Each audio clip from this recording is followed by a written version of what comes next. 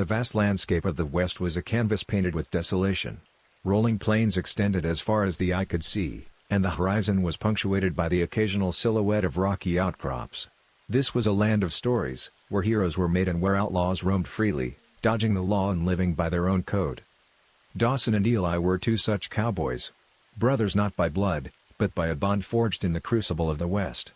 Each carried a past heavier than the sacks of gold they sometimes pilfered from unsuspecting caravans.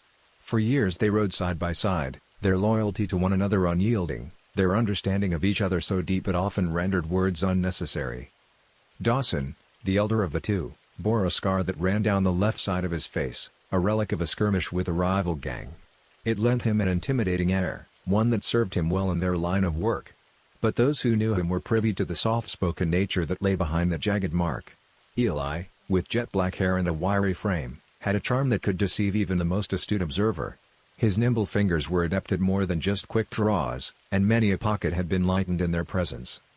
It was midsummer when the brothers chanced upon the town of Red Rock.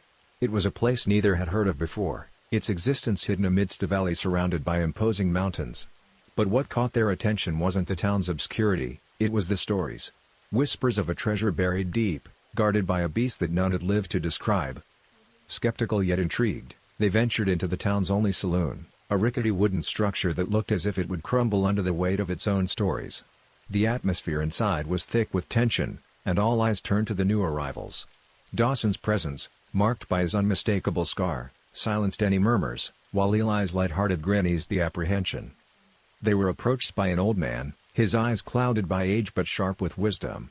With a voice that creaked like an old floorboard, he introduced himself as Silas. He'd heard tales of the duo and believed them to be the ones destined to retrieve the treasure. But Silas had a condition. Once found, half the treasure would be used to rejuvenate the dying town. Neither Dawson nor Eli had ever been driven by pure greed. The thrill of the chase, the allure of adventure, that's what kept them on this path. After a night of deliberation, and a few too many drinks, they agreed to Silas's terms. The next morning, equipped with a crudely drawn map and the blessings of the townsfolk, the brothers set out. The journey led them through treacherous terrains, dense forests that seemed to close in on them, echoing with sounds of creatures unseen, and narrow paths along sheer cliff faces where a single misstep would spell doom. Days turned into nights and back into days as the brothers pressed on. Their bond was tested several times, but each challenge only strengthened their resolve. It was during one such night, as they camped by a crackling fire, that they were ambushed. A group of shadowy figures, masked and armed, descended upon them with a fury that seemed otherworldly. The ensuing battle was fierce. The desert night was lit with the flash of gunfire and the air filled with the sounds of clashing metal. But the brothers, with their combined might, managed to fend off their attackers. When dawn broke, the remnants of the skirmish were evident, a few discarded weapons and footprints leading back to Red Rock. It was clear. The town's desperation had driven some of its own to treachery. Betrayed and wounded, the brothers had a decision to make. Would they continue their quest, knowing that more treachery might await them, or would they abandon it all, leaving the legend of the treasure just that, a legend? As the sun painted the sky with hues of orange and purple, the brothers stood at a crossroads, both literal and metaphorical. The path they'd choose would define not just their future but the very essence of their being.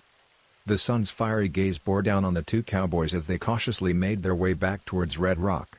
Trust had become a luxury, and while the vast expanse of the West had often seemed indifferent, the familiar sights of the town now harbored ominous undertones.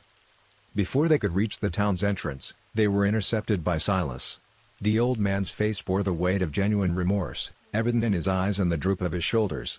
The treacherous ambush hadn't been his doing, but rather the machinations of a few desperate souls who had lost hope. The treasure, it seemed, was the last straw they clung to, and the legend had driven them to darkness. Silas spoke of a secret passage that led directly to the heart of the mountain, where the treasure was rumored to be. This route was known to only a few, and he believed it was their best chance to both find the treasure and avoid another ambush. Gratitude welled up in Eli's heart. Despite the betrayal, here was an old man, a symbol of the town's integrity, trying to set things right. Dawson, ever the pragmatist, remained wary but recognized the necessity of the new path. Guided by the pale moonlight, the brothers, accompanied by Silas, navigated the labyrinthine caves beneath the mountain. Stalactites hung from the ceiling like nature's chandeliers, their tips glistening with the occasional droplet. The eerie silence was occasionally broken by the distant drip of water, echoing through the hollow chambers.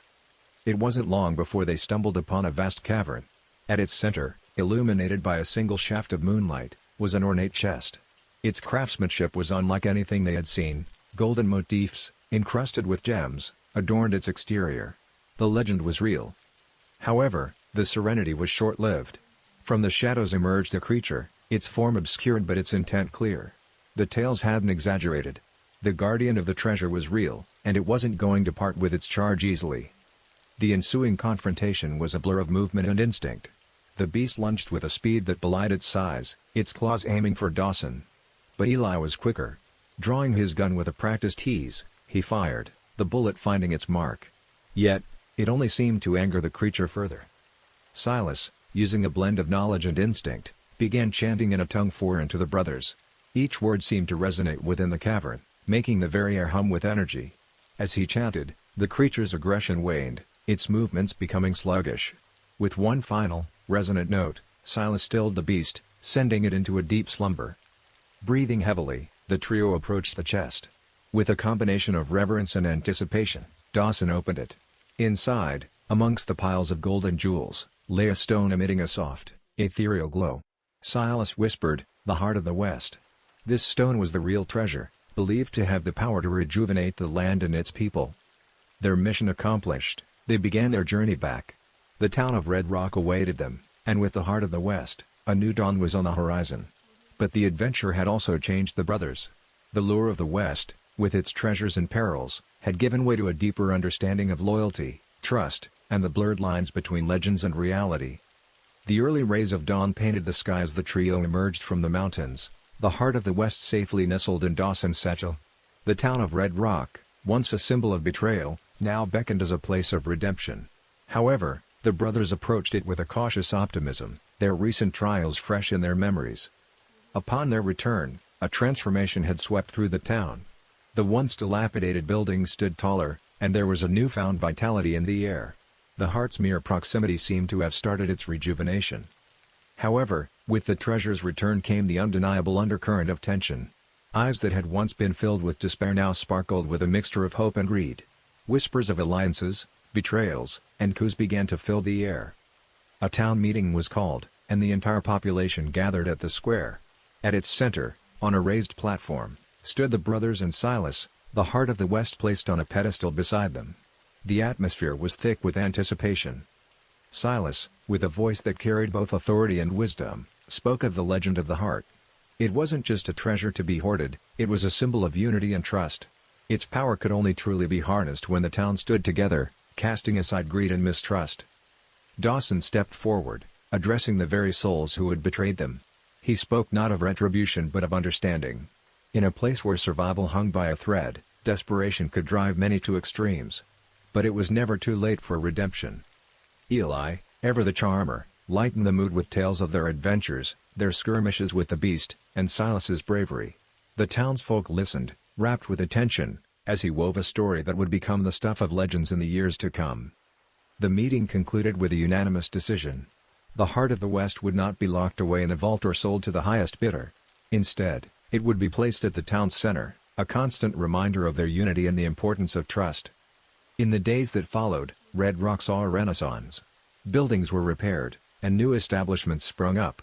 Trade routes were established, and soon, the town became a bustling hub of activity.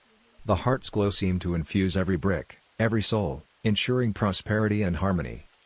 The brothers, their mission accomplished, were faced with a decision. Red Rock had become a home, but the call of the West was hard to ignore.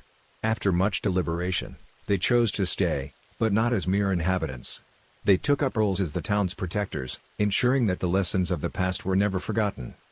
Years turned into decades, and the tales of the brothers' bravery became the stuff of legends, passed down through generations. The heart of the West, with its ethereal glow, stood as a beacon of hope, drawing travelers from far and wide. But amidst the tales of treasures and heroes, the underlying message remained clear. It wasn't the gold or the gems that were the true treasures of the West, it was the bonds forged, the lessons learned, and the stories that would live on, long after the heroes had ridden into the sunset.